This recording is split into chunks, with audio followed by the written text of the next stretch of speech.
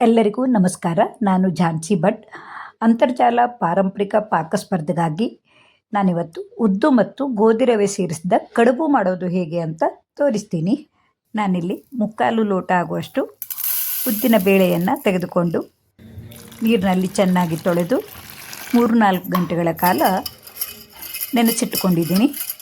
ನೋಡಿ, ಈ ರೀತಿಯಾಗಿ ಚೆನ್ನಾಗಿ ನೆನೆದ ಈ ಉದ್ದಿನ ಬೇಳೆಯನ್ನು ಮಿಕ್ಸರ್ ಜಾರಿಗೆ ಹಾಕಿ ನುಣ್ಣಗೆ ರುಬ್ಬಿಕೊಳ್ಳಬೇಕು. ಕಲ್ಲಿನಲ್ಲಿ ರುಬ್ಬಿದರಂತೂ ತುಂಬ ಚೆನ್ನಾಗಿ ಬರುತ್ತದೆ. ನಾನಿಲ್ಲಿ ಮಿಕ್ಸರ್ ಜಾರ್ನಲ್ಲಿ ಈ ರೀತಿಯಾಗಿ ಕಡಿಮೆ ನೀರನ್ನು ಸೇರಿಸಿ ನುಣ್ಣಗೆ ರುಬ್ಬಿಕೊಂಡಿದ್ದೀನಿ.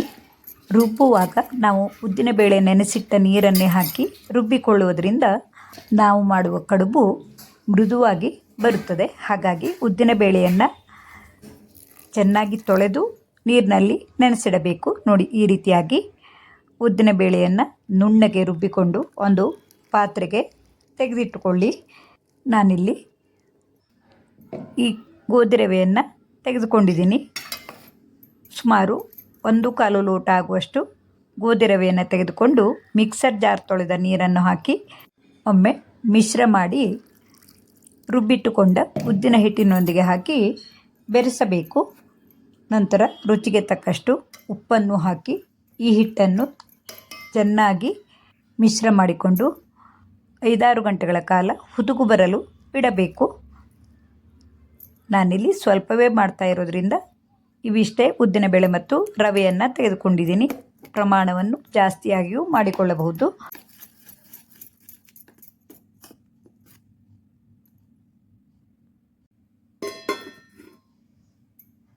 ಬೆಳಗ್ಗೆ ತಿಂಡಿಗಾಗಿ ಈ ಕಡುಬನ್ನು ಮಾಡುವುದಾದರೆ ಕಡಲೆಬೇಳೆಯನ್ನು ಮರುದಿನ 1 ಗಂಟೆಗಳ ಕಾಲ ಈ ರೀತಿಯಾಗಿ ತೊಳೆದು ನೆನೆಸಿಟ್ಟುಕೊಂಡು ಇದಕ್ಕೆ ಪರಿಮಳಕ್ಕಾಗಿ ಕರಿಬೇವು, ಕೊತ್ತಂಬರಿ ಸೊಪ್ಪು, ಜೀರಿಗೆ ಮತ್ತು ಖಾರಕ್ಕಾಗಿ ನಾನಿಲ್ಲಿ ಸೂಜಿ ಮೆಣಸನ್ನು ತೆಗೆದುಕೊಂಡಿದ್ದೀನಿ. 5-6 ಗಂಟೆಗಳ ಕಾಲ ಹುದುಗು ಬಂದ ಹಿಟ್ಟು ಈ ರೀತಿಯಾಗಿ ಆಗಿರುತ್ತದೆ. ಇದಕ್ಕೆ ನಾವು ತಯಾರಿಸಿಟ್ಟುಕೊಂಡ ಈ ಮಸಾಲ ಸಾಮಗ್ರಿಗಳು ಜೊತೆಗೆ ನೆನೆಸಿಟ್ಟುಕೊಂಡ ಕಡಲೆಬೇಳೆಯನ್ನು ಹಾಕಿ ಚೆನ್ನಾಗಿ ಮಿಶ್ರ ಮಾಡಿಕೊಳ್ಳಬೇಕು. ಜೊತೆಗೆ ಸ್ವಲ್ಪ ಕಾಯಿ ತುರಿಯನ್ನು ಹಾಕಿದರೆ ಇನ್ನೂ ರುಚಿಯು ಜಾಸ್ತಿ ಆಗುತ್ತದೆ.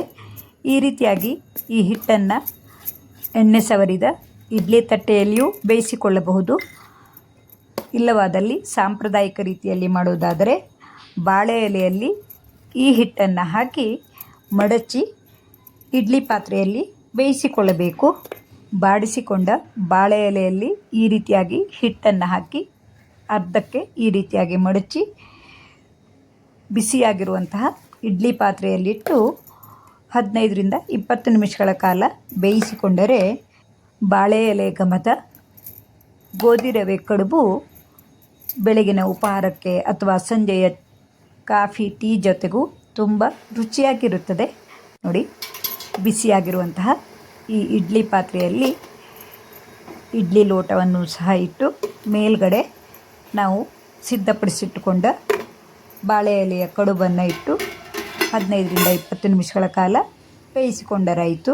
ಹಿರಿಯರು ಹಿಂದೆಲ್ಲ ಈ ರೀತಿಯಾಗಿ ಅಕ್ಕಿಯ ಬದಲು ಗೋಧಿ ರವೆಯನ್ನು ಉಪಯೋಗಿಸಿ ಕಡುಬನ್ನು ಮಾಡುತ್ತಿದ್ದರು.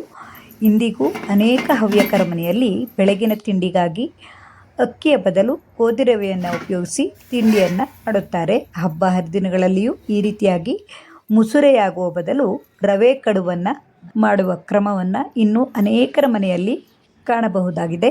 ಈ ರೀತಿಯಾಗಿ ಅಕ್ಕಿಯ ಬದಲು ಗೋಧಿ ರವೆಯನ್ನು ಉಪಯೋಗಿಸಿ ಮಾಡುವ ಈ ಕಡುಬಿನ ವಿಡಿಯೋವು ನಿಮಗೂ ಇಷ್ಟವಾಗಿರಬಹುದು. ಪ್ರೋತ್ಸಾಹಕ್ಕಾಗಿ ಧನ್ಯವಾದಗಳು.